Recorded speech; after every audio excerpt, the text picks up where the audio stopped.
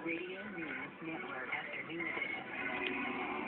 7 minutes past the top of the hour. Thanks for being with us on the Afternoon Edition. I'm Molly Page. Ernest Istook is in for Ernie Brown today. Here are some of the stories we're following. I don't think that the average working person in this country is going to look at his policies and say, yeah, that's the ticket for me. That offers great. The president's campaign advisor shares some views on the Santorum surge. It's hard to believe that this is anything other than a coordinated decision by Tehran to go after Israeli diplomats.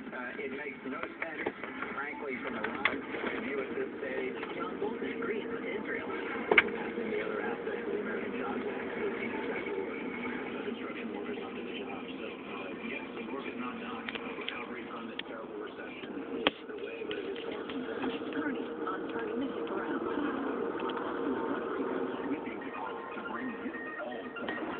Iran is claiming to have made two major advances in its nuclear program. State media reports the first Iranian-made fuel rod has been inserted into a research reactor in northern Tehran, and new advanced centrifuges are now being used at Iran's main uranium enrichment site.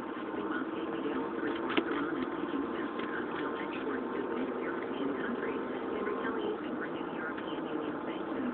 The West has said Iran's nuclear program is aimed at producing atomic weapons, a charge Iran denies, insisting its years for peaceful purposes only, such as energy production. Molly, this is one honor you do not want to have. Okay. A study presented in Chicago today by the University of Illinois tells them that the most corrupt city in the United States of America is Chicago. According to Dick Simpson, who authored the studies at the University of Illinois, a professor there, and he used to be an alderman in the city, he says that in the Northern District of Illinois, that's the federal jurisdiction that covers Chicago, there have been 1,531 public corruption convictions since 1976. And second place among cities is Los Angeles.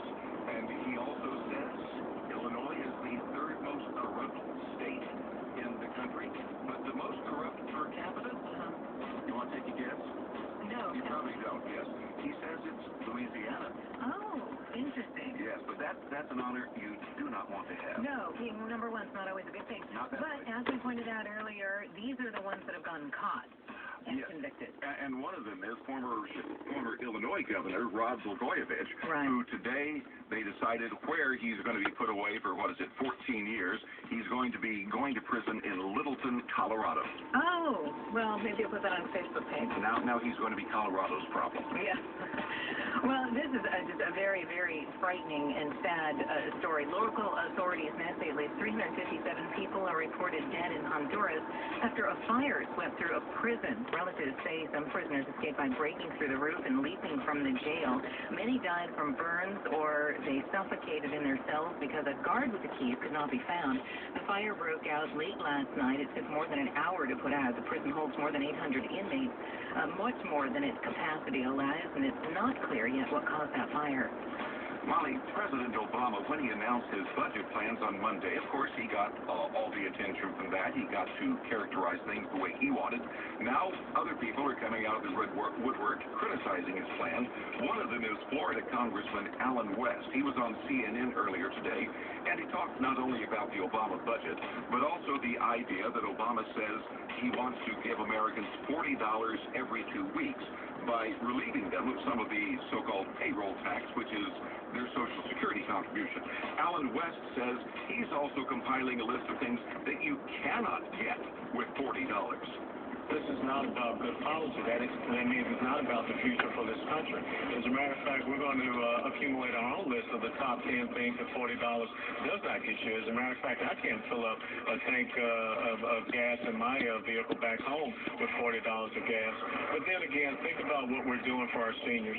We're pushing Social Security closer off the cliff because we're going to run the risk, once again, of the second straight year of a deficit in Social Security when the actuaries and the trustees have already said that we're looking at about 10 years before we have bankruptcy with Medicare, and then following that, Social Security with probably 25 to 30% degradation of benefits. So these are the things we need to be saying to the American people, not playing games with them based upon $40. Speaking at the Master Lock Factory in Milwaukee, Wisconsin, just a short time ago, maybe an hour and a half ago, President Obama praised the fact that for the first time since the 90s, American manufacturing is on the rise. He says the growth in that sector helps the country's economy as a whole. For the first time since 1990, American manufacturers are creating new jobs. That's good for the companies, but it's also good up and down the supply chain. Because if you're making this stuff here, that means that there are producers and suppliers in and around the area who have a better chance of selling stuff here. Means the restaurant close by suddenly has more customers. Everybody benefits when manufacturing is going strong. So you all have heard enough about outsourcing. More and more companies like Master Lock are now insourcing, deciding that if the cost of doing business here isn't too much different than the cost of doing business in places like China, then why wouldn't you rather do it right here in the United States of America? Meantime, on Capitol Hill, hearings are going on, and Republicans in those hearings are saying, why is it that President Obama wants to end a manufacturing tax break for oil and gas, when it could expand the number of jobs in the country by tens of thousands if it just continued, which they say is contradictory to what he's saying in the stump. A former Republican U.S. Senator, Phil Gramm, who was a senator from Texas, told CNBC today that America's economic recovery could be happening a lot faster if only there was more certainty in Washington. If we were recovering at the rate of the recovery we had in the average of the 10 post-war recessions, we would have 13.5 million more jobs than we have now. Per capita GDP for every man, woman, and child in America would be